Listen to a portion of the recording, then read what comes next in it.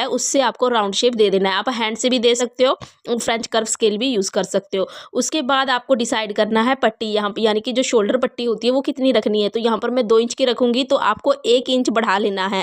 तो यहाँ पर मैंने 3 इंच पर मार्क किया, क्योंकि हाफ इंच दोनों साइड से फोल्डिंग में चला जाएगा, तो 3 इंच हमें चाहिए, 1 इंच एक्स्ट्रा चाहिए। अब आर्म होल की लेंथ भी हम उस पॉइंट से नीचे की तरफ 8 इंच ले लेंगे। आर्म होल भी हम यहाँ 8 इंच ही ले रहे हैं।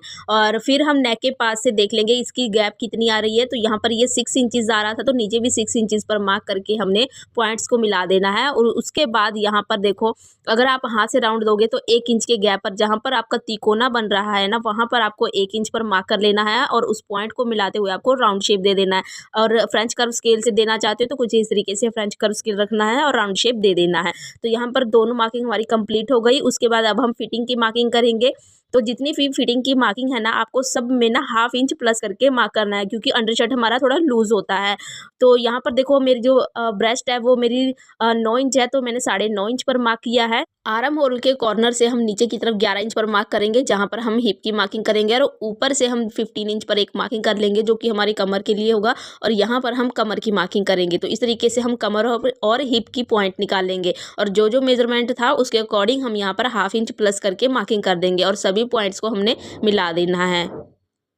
तो यहाँ पर आप ना देखो, सीधा डायरेक्टली हैंड से भी मिला सकते हो और इस तरीके से इंची टेप की हेल्प से भी मिला सकते हो। तो यहाँ पर हमारी फिटिंग की मार्किंग हो गई। और अब हम ना कुर्ती की फिटिंग लंबाई की मार्किंग कर लेते हैं हाफ इंच प्लस करके। तो यहाँ हाफ इंच प्लस करके मैंने मार्किंग कर दिया 22.5 इंच पर।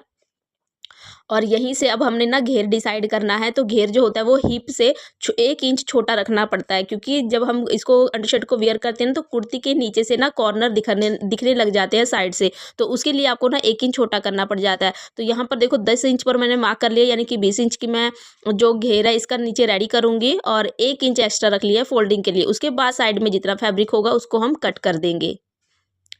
तो यहाँ से एक सीधी लाइन ड्रॉ करेंगे ऊपर से नीचे तक, और उसी लाइन के ऊपर हमने कटिंग कर लेना है। तो देखिए इस तरीके से आपको उस लाइन के ऊपर कटिंग करना है।